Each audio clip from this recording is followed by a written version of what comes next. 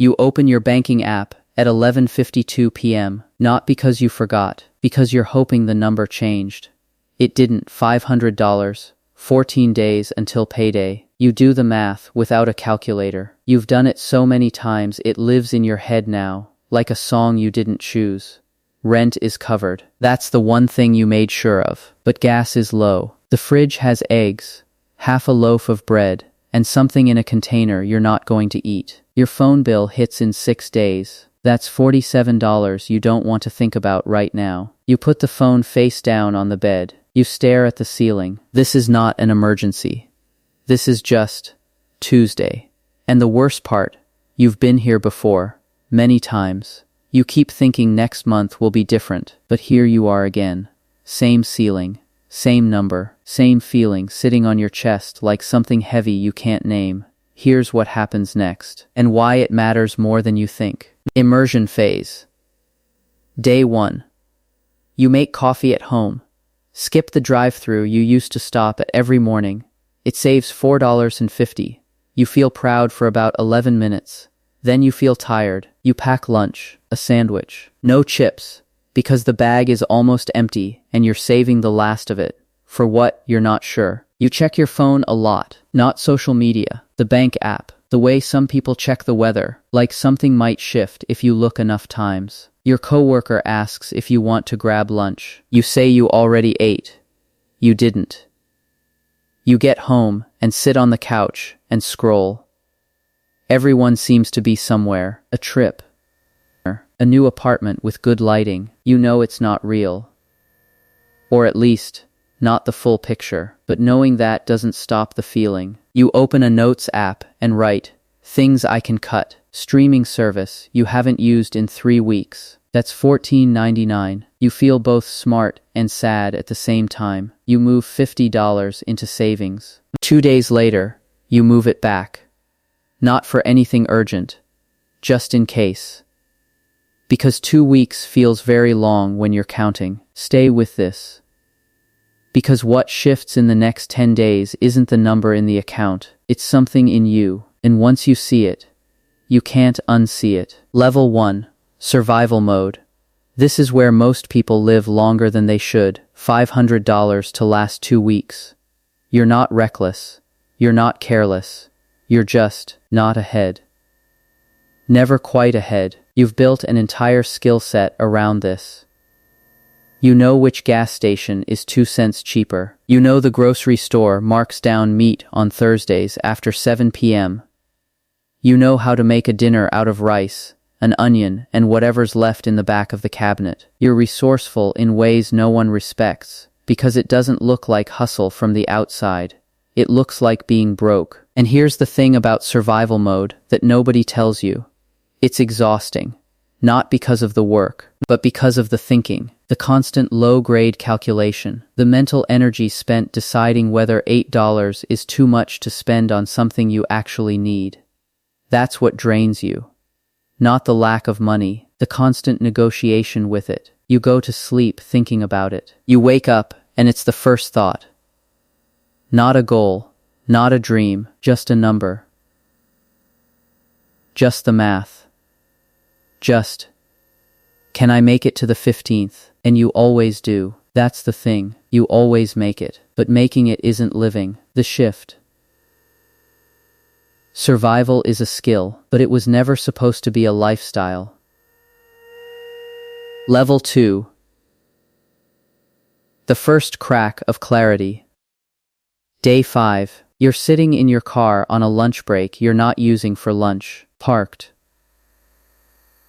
Quiet, and something small happens. You pull up your bank statement, not the balance. The history. You scroll back 3 months, and you see it clearly for the first time. Not the big expenses. The small ones. $6 here, $11 there, $23 on a random Wednesday you don't remember. A subscription you forgot existed. Another one. Nothing dramatic, nothing stupid. Just the slow leak. You get out a piece of paper, actual paper, and you write down where every dollar went last month. Every single one. It takes 20 minutes. When you're done, you sit with it. You're not angry. You're not ashamed. You're just clear. Maybe for the first time, you weren't broke because of bad luck. You were bleeding because you never watched where the blood went. That night, you cancel 2 subscriptions, not with guilt. With calm, you move $80 into savings and decide, this time you're not moving it back. For any reason. You don't feel rich. You don't feel fixed. But you feel like someone who made a decision instead of someone things just happened to. That's a different person. Slightly, but different. The shift. Your money was never the problem. Your attention was. Level 3. The second income. Week 2. You have $210 left. You made it. Barely. But you made it with intention this time. And that feels different in your body. You start thinking about the gap, not with panic. With practicality. What can you actually do? You're not looking for a dream. You're looking for $300 extra a month. That's it. Just enough to breathe. You think about what you're good at. What people have asked you for help with before. A friend once asked you to help him write something. A neighbor asked you to fix something. Someone at work always asks you to explain things. You pick one thing. You offer it once, quietly. No announcement, no brand. Just a message to someone you know. They say yes. It's $75. It takes you 4 hours on a Saturday morning. You sit with that $75, and you feel something strange.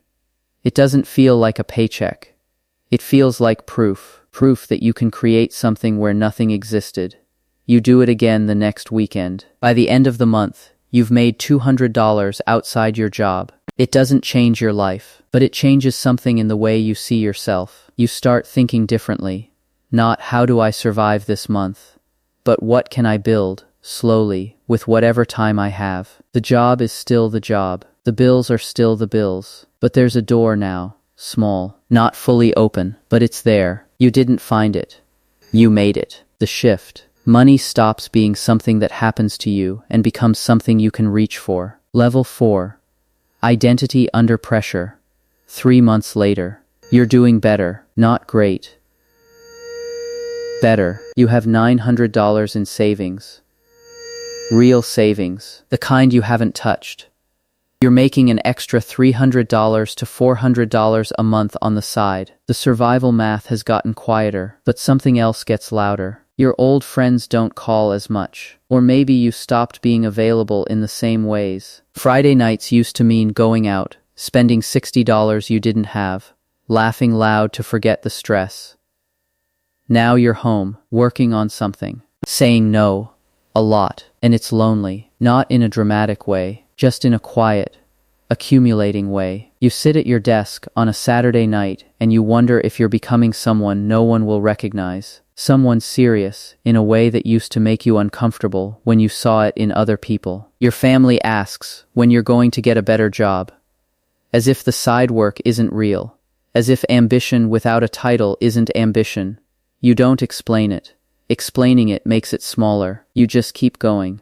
But the doubt is real. Some nights you question whether this is worth it, whether you're making progress or just creating the illusion of it. This is the part no one shows you in the success story, the part before the part where you're doing the right things and it doesn't feel like it yet, where the sacrifice is real but the reward is still invisible. You stay anyway. The shift. Discipline isn't the absence of doubt, it's continuing to move inside it. Level 5. The accumulation no one sees. Month 7. Your savings account has $2,400 in it. You remember when $500 for 2 weeks felt impossible. Now you have months of that in reserve and you barely noticed it building. The side income has grown. You raised your rate. Someone referred a friend. You're making $800 to $1,000 extra a month now. Not every month, but most months. You haven't told many people. Not out of secrecy, out of superstition, almost. Like naming it out loud might break it. Like the version of you who used to move $50 back and forth, still lives in there somewhere, watching, waiting. But you've also started making different decisions. Not bigger ones, quieter ones. You stopped buying things to feel better. Somewhere along the way, buying something stopped working as comfort. You see through it now. The $35 impulse purchase that was never really about the object. You have one investment account, small, $1,200 in it. You added $100 last month without thinking twice. That's what nobody tells you about real progress. It doesn't feel like a highlight. It feels like Tuesday. It feels quiet and ordinary and slightly boring, and that's exactly what it should feel like. The chaos was loud. The building is quiet. The shift. Wealth isn't an event. It's the silence between decisions. It's 11:52 p.m. You open your banking app, not because you're scared, not because you're hoping, just to check. The way someone checks a plant they've been watering, not anxious, just present. The number is different now, significantly different. But that's not the part that matters. What matters is how it feels to look at it. There's no chest weight, no low-grade dread, no running math in your head, just a number, just information, just data you know how to use. You remember the $500. You remember the eggs and the half loaf of bread and the ceiling you stared at too many nights. You don't feel shame about it. You feel like it was necessary, like that version of you was building something they couldn't see yet, making you careful, making you honest, teaching you, in the most unforgiving classroom, what actually matters. You put your phone down. You sleep well. Final impact line. The balance changes slowly. You changed first. It always starts here.